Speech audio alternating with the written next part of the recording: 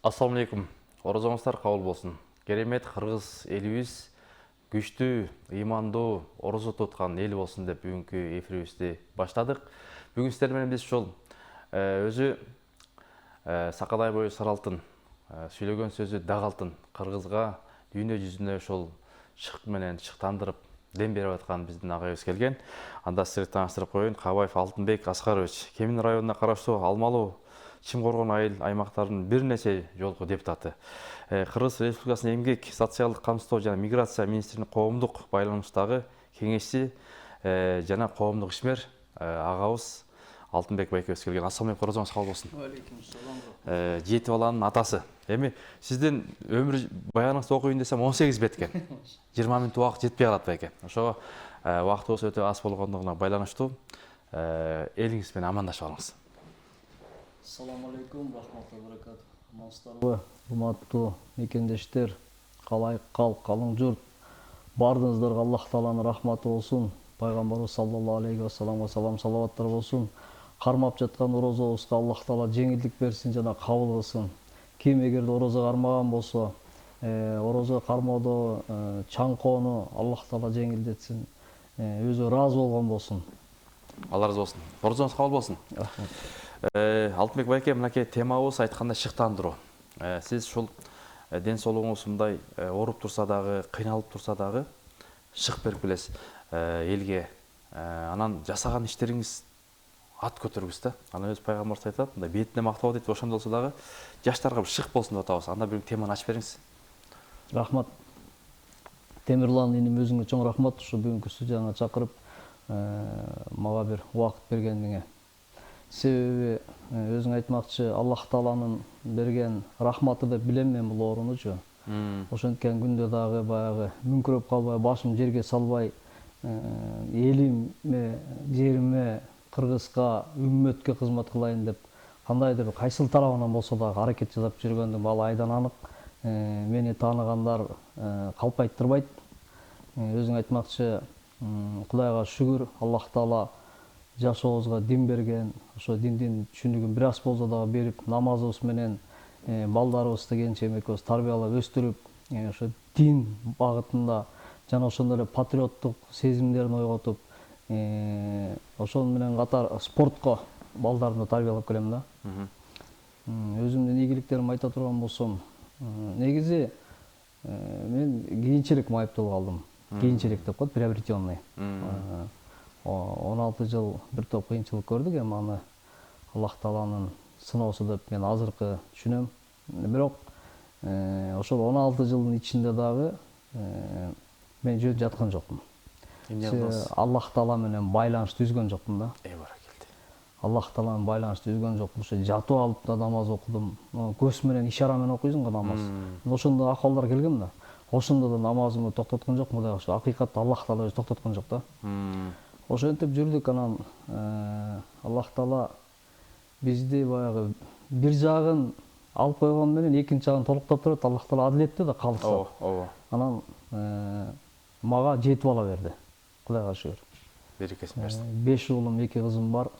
Уулдарым жакшы ийгиликтерди жаратып келатат. Кудайым буйрса, мисалы өзүбүздө райондо Кур'ан жарышта биринчи орунду алды бирөөсү, андан кийинкиси 3-чү орунду алды. Кур'ан жарышта райондук.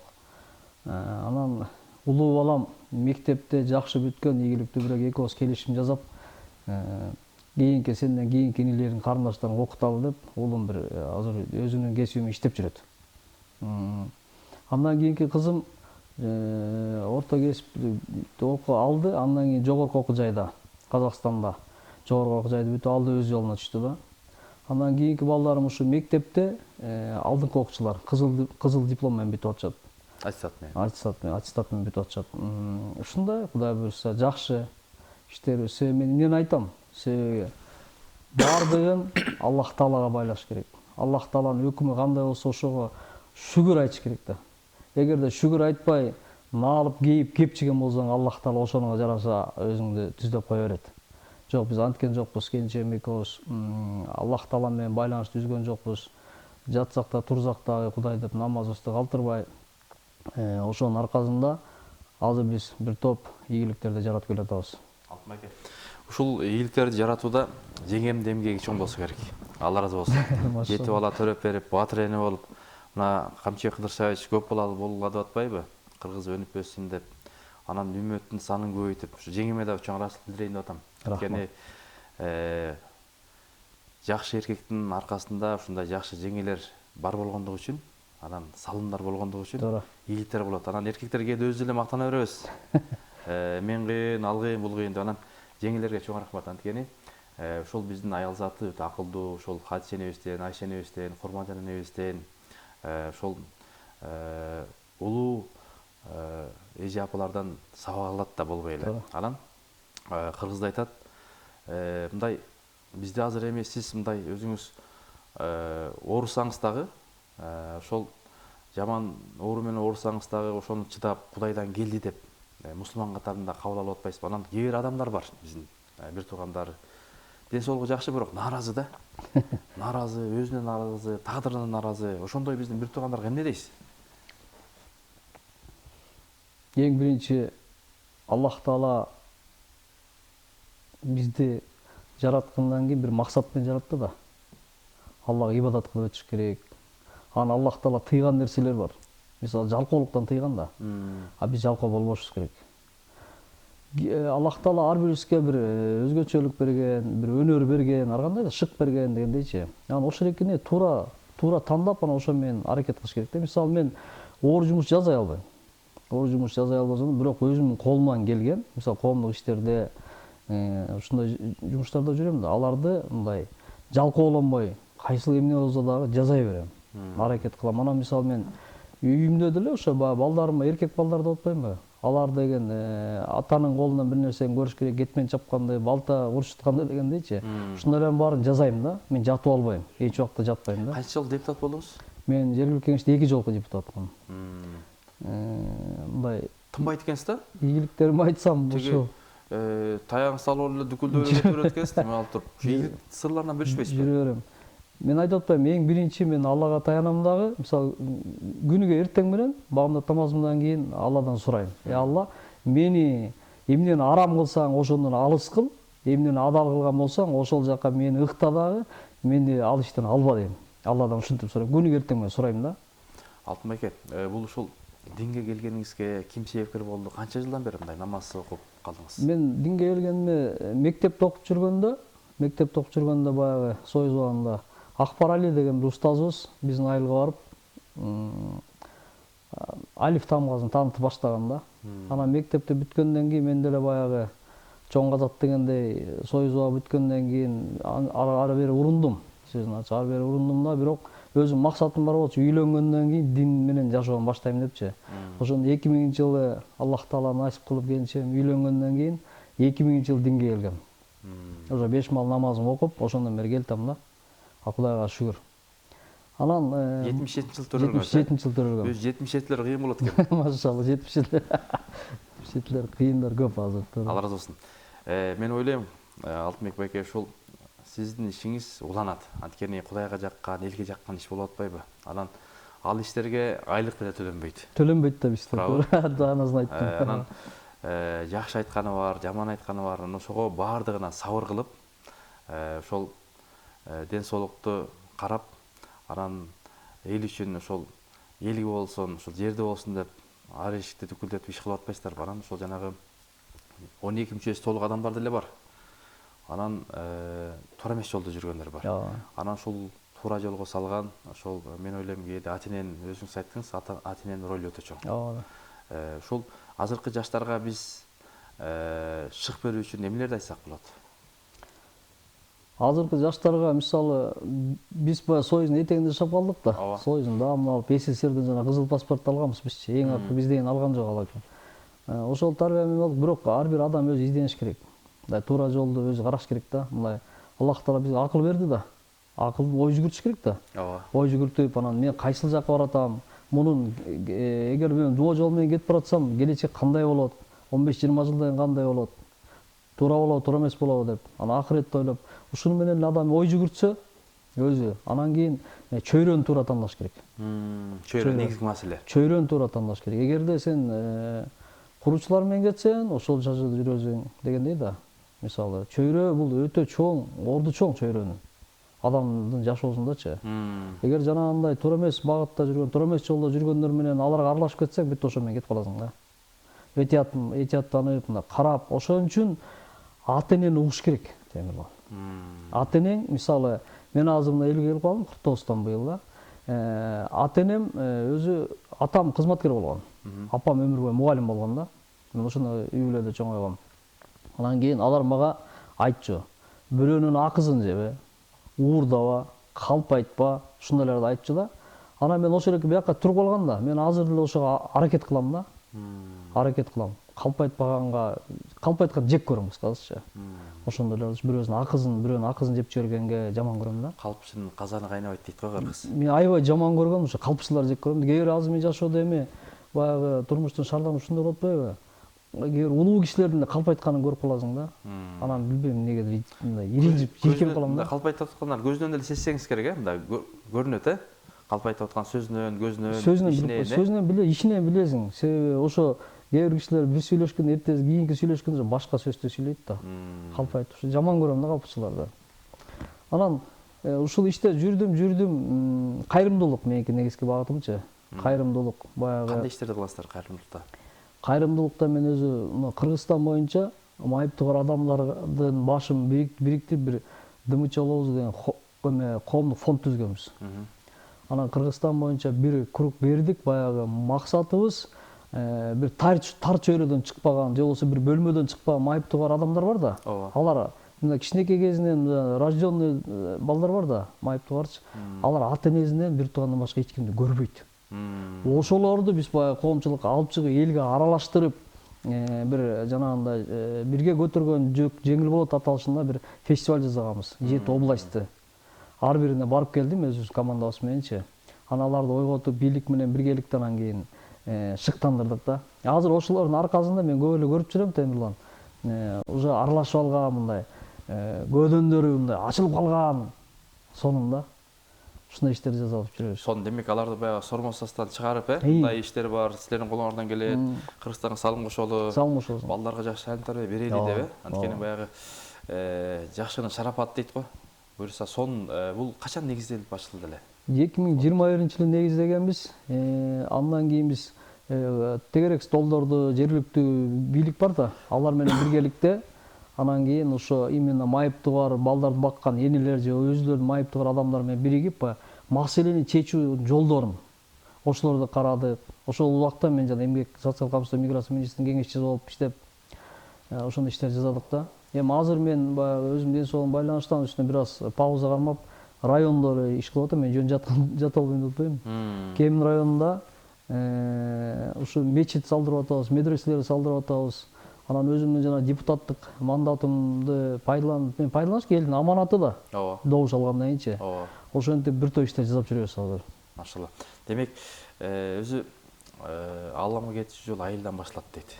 Алмалыдан башталат, Кеминден башталат дейт. Анан ошол баягы жаштарга тааlim тарбия берүүдө кандай үгүт насааттарды айтасыз? Жаштарды окутуш керек. Кечээ бир коногубуз келди эле, ошол ал киши айтып атат, ошол мугалимдерди окутуп, балдарды жакшылап өстүрсөк, ошо дүйнөлүк трендке чыгабыз депчи. Сиздин көз карашыңыз кандай? Тааlim тарбия окутуу жаатында мектептер, лицейлер. Билимсизге дүйнө караңгы да. Көрбөйт. Жана Пайгамбар хадис бар го. Чырак менен жүргөндөй демчи, илими бар адамчы. Ошон үчүн илим алыш керек. Бул азыр мурунку кайсы бир убакыт болгон да, баягы убакыт жылып турат го, мезгилдерде ар кандай. Биздин убакта кичине билимге мындай салыңкыраак болгонбуз, баягы оош кыйык замандачы. Азыр бардыгы бар, азыр деген мен көрүп атам, мен балдар кыздарым деле билимге басым коюп атышат. Темирлан. Эми биз эмне кылышыбыз керек? Бир ушул убакта биз аларды мындай жардам кылып, мындай жире берип коюш керек да. Мамлекет шарт түзүп берип коюш керек, булардын окууларын жеңилдеттирипчи. Жеңилдеткенде кандай? Мисалы, сабактарны мектептерде сабактарга баягы эскиле адам маймылдан жаралган деген сыяктуу көз караштардан четтетип мындай жаңыча чыгыш керек аларда. Жаңы дем. Уже болду да. Уже өзүбүздүн кыргыздыгын азыр эле мынасы кыргыздар биздин өзүбүз, биздин элибиз уюткулуу эл да. Анан бизде Уңгусу бар. уңгусу бар. Биз деген аябай мындай бир эле сөзүбүз өзү эле чоң философия. Кыргыздын бир эле сөзүчү. Ошондойлорду мындай конкретно мындай кеңирирээк кылып, чоң форматка чыгарып, ушундай кылып туруп кыргыздыгы менен алып кетсек болот биз. Бирок мен бир өзүм принцибим бар. Ислам менен, ислам дини менен, шариат өкүмдөрү менен кыргыздын каада салт нерселерин айкалыштырып жашайм да. Камыр жумур Мен айкалыштырып жашайм. Эгерде шариатка каршы келбесе. Ушундай да. Мен деле ушуну сунуштайт элем. Мен мисалы баягы бизде ата-бабаларыбыз ислам динин кабыл алган, алар ата-бабаларыбыз мындай кемакыл болгон эмес да, туурабы? Же болбосо мындай коркок болгон эмес. Айтып атпайбы, динди мындай зордоп мажбурий кылган деп? Жок, андай эмес. Кыргыздар мындай коркок болгон эмес. Айрым жарандар сөзүңүз оозундагы айрым жарандар айтып калат го, ошо мындай арабташып кетти, араб кулдар деген сөздөр бар. Анан ислам десе эле мындай корккондор бар, караңгы депчи. Демек бул ислам караңгылыкка алып барбайт да. Жок, ислам менен жарык алып чыга турган ушул дин. Мен так кес айта алам, себеби биздин убакта союздун этегинде билесиңер кандай кыйынчылык болгон. Кудайды тааныбагандар болчу да. Ошондой эле ачык эле Кыргызстан орушташып кетпедик беле. Атеисттер толтура болчу. Мен бир мисал чоң кеминде бир аксакал менен эмеде дин менетин кылып жүрүп жолугуп сүйлөшүп калдык. Сүйлөшүп отуруп анан кийин ал атага ушундай билбейм, экөөбүз жылдызыбыз келип калды, билбейм аны.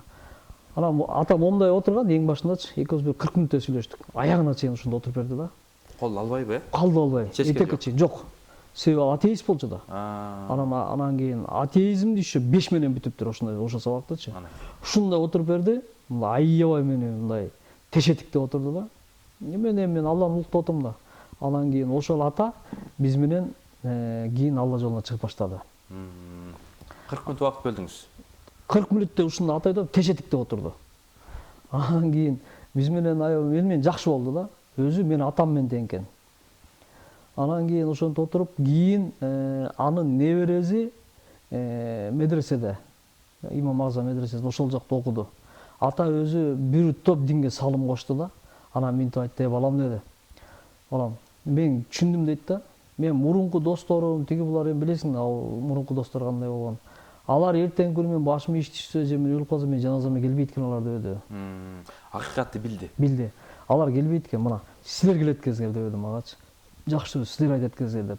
Ошол атабыз кийин каза болду. Динди кабыл алып эмес, динге мээнет кылып баштаганда каза болду дагы. Анан жаназасына бардым, мен дос болгом да. Жаназасына барганда Кыргызстанда төбөсү көрүнгөн бир аалымыбыз бар, ошол киши жаназасын окуду. Аркасында сапты көрбөйлө, түмөн да. Мен ушуну айта алам да, мисалы, карабайсың. Жакшы. Агай, мынакей биздин 4 мүнөттөй убактыбыз калды.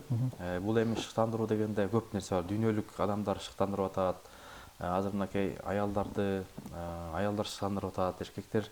Анан кээде ошо эркектерге шыктандырууда көп бериш керек окшойт деп калам да. Анан мектептерде болсо окуучунун укугун жакшы билишет, милдеттерин унутуп калышты. Деги эле ушу сиздин көз карашыңызда кандай кылыш керек? Мектепте болсун, балдарга чыгып берүү үчүн. Ушул жай сиз айтып атпайсызбы? Кыргыз таануу, манас таануу, дүйнө таанымы, дин таануун кошуш керек деп атпайсызбы? Аралаштырыш керек. Аралаштырыш керек. Бул эми чоң маселе болот эми Темирлан. Муну мисалы биз өзүбүз эле, допустим, мисалы Темирлан экөөбүз деп коелучу, мен экөөбүз алайын да. Экөөбүз барып, мисалы мектептерге, окуучуларга жолугуп, кадимкидей эле Министерство образования менен райондук жетекчиликтер менен кеңешип, өзүбүз программабызды айтып, мектептерге кирип эле айтып бериш керек. Мунун исламдын эч зыяны жок. Зыяны жок депчи. Ошо менен кыргыздын жана зордук, зомбулуктардын алдын алат ислам диничи. Ислам демде бирөөнү урба дейт го. Калп айтпа, урдаба дейт. Көңүлүн калтырба, жана бирөөнүн көңүлүн калтырыш, ал харамды талкалагандан жаман деп атпайбы? Ушундай нерселерди айтып берсек эле бул болот иншалла. Агай, мен өткөндө аябай таң калдым. Таң калдым дегенде кандай? Ошо 7 областтан чогулган, 7 тоондон чогулган ошол 2005-жылкы жигиттер, кыздар бар экен. Анан агай келиңиз, сабат бересиз, барсам, студент кыздар, Кыргыздын кара тоору кыздар, балдар. Анан ыйык максат деп баягы элибизге кызмат кылып атат. Ар тараптан, ар бир окуу жайда окуган кыздар, балдар. Анан спортто болсун, маданиятта болсун, агартууда болсун, буту-бутуга бутуна тийбей чуркап кызмат кылып атат. Баягы былтыры ошол жанагы ооруп калган балдар кыздарыбызга дагы ыктыяр болуп жүздөгөн кыздар балдар күнү түнү ошолор эле акча чогултуп берип койчу. Карасаң сен ошолорду көрүп, көзүң көрүп, сөзүн, ишин, амалын көрүп сүйүнөсүң да. Ошого айтайын дегеним, бүгүнкү жаштар эртең келечек дейт. Ошол өлкөнүн келечегин көрөм десек, жаштарын карагыла дейт. Жаштар билимдүү, илимдүү, ыймандуу болсо, ошол өлкөнүн келечеги бар дейт. Ошондой жаштар биздин Кыргызстанга да керек. Кандай дейсиз? Туптуура. Себеби жаштар биздин жолубузду жолдойт ошолор да. Биринчи да ата энеден да зависит этет. Ата энеден дачы, ата эне үйдөн туура тарбия бериш керек балдаргачы. Ата эне. Ата эне туура тарбия берип, ошол тарбия менен анан ким болот? Түптөлөт да. Түптөлөт. Фундамент курулат. Пайдабалы бар. Пайдабалды ата эне жакшы куруш керек. Анан ошо менен анан баягы өйдөлөп кете берет да. Анан мектеп ошол эки менен түз көтөрөт, анан крыша жабылат дегендей да. Агай, алтын ай болгон убакытты бөлүп келип, ушул кеминден бери келип, кечикпей келип, болбой эле сиздерде илгерки принциптер бар. Анан сизге Аллах ыраазы болсун. Кудай таала ушу ден соолук берсин, ыйман берсин. Жалпы эл журтуңузга бир жыйынтыктоо сөзүңүз болсун. Кыргыз элибизге кайрыларым эң биринчи Аллах таалага чексиз мактоолорду айталы. Аллах таала өмүр берди, кереметти жашоо берди, көз берди, кулак берди, үй бүлө берди, мекен берди. Анан экинчиден азыркы биздин жашоо жакшы жагына ооп келатат. Себеби мен азыр өзүң айтмакчы, мечитте, медреселерде, мечитте основной жума күндөрү же 5 маал намазда мен азыркы жаштарды көрөм да, Темирлан. Улуу муун көп келбейт. Эми көрүп көзүң сүйүнөт да.